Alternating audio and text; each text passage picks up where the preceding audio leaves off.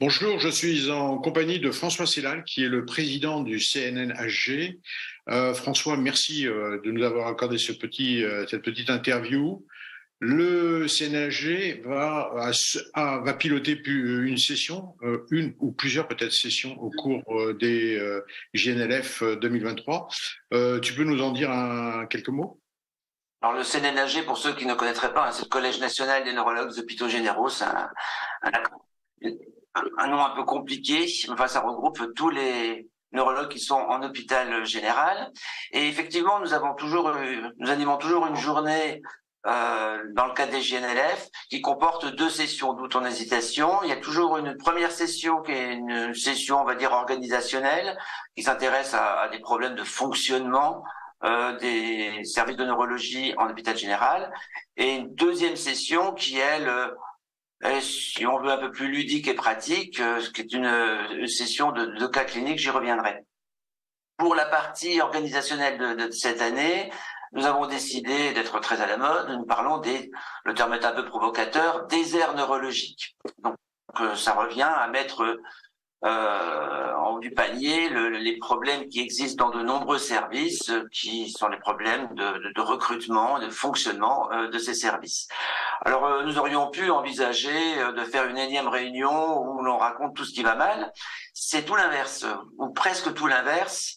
Notre objectif, c'est de montrer quelques expériences qu'il y a eu dans différents hôpitaux généraux et où on a trouvé des solutions aux problèmes rencontrés.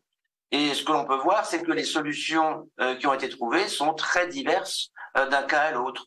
Donc là, si je regarde le programme, on a par exemple Gilles Petit-Nicolas qui va nous parler de l'expérience des services de neurologie du Var, où il y a eu une entente qui s'est faite avec l'hôpital de Toulon. On va avoir ensuite Pauline Kalagi de Mulhouse qui va nous expliquer en quoi, en Alsace, le fait de recourir à des assistants spécialisés partagés a permis de faire découvrir à des assistants le fonctionnement des hôpitaux généraux et a pu leur donner goût au fonctionnement de ces hôpitaux généraux. Et on verra qu'à Mulhouse, maintenant, il y a eu un recrutement plus qu'intéressant qui a été en partie permis par ces postes d'assistants partagés.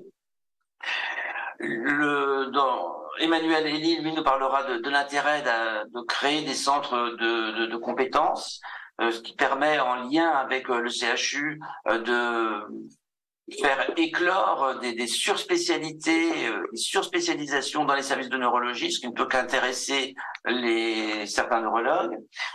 Et puis, on parlera encore après de télépermanence et puis du neurovasculaire avec les problèmes que cela pose, mais les solutions que l'on peut trouver. Donc, je ne vais pas, bien sûr, expliquer tout ce qui va être dit. Ce sera la surprise des GNLF. Et est-ce que ces difficultés, effectivement rencontrées, je dirais, dans les services de neurologie des hôpitaux généraux, sont observées sur l'ensemble du territoire, ou alors il y a quand même des régions qui malheureusement sont plus en difficulté que d'autres? Clairement, il y a des régions qui sont plus en difficulté que d'autres, évidemment. Et puis, il y a vraiment des gros particularismes d'une ville à l'autre, d'un hôpital à l'autre. C'est pourquoi je pense que c'est très intéressant d'avoir des expériences multiples qui peuvent donner des idées à d'autres et permettre de résoudre les problèmes. Et être développé en local, tout à fait. Deuxième session aussi fort intéressante. La deuxième session fort intéressante, qui attire d'ailleurs toujours beaucoup de monde, et alors la difficulté est toujours d'avoir des salles suffisamment grandes pour accueillir tout le public. C'est ce que nous avons appelé le quiz des régions. Le quiz des régions, c'est en fait 6 cas cliniques un peu difficiles qui amènent donc les auditeurs à tester leurs connaissances neurologiques et puis à essayer de deviner quel est le diagnostic. C'est très sérieux et à la fois ludique. Et en fait, on retrouve tout l'intérêt du cas clinique avec tous ces avantages heuristiques qui permettent de mieux connaître d'abord certaines choses parfois pas très fréquentes, mais surtout d'illustrer des notions générales qu'on peut avoir, mais auxquelles on ne pense pas lorsqu'on est confronté au terrain.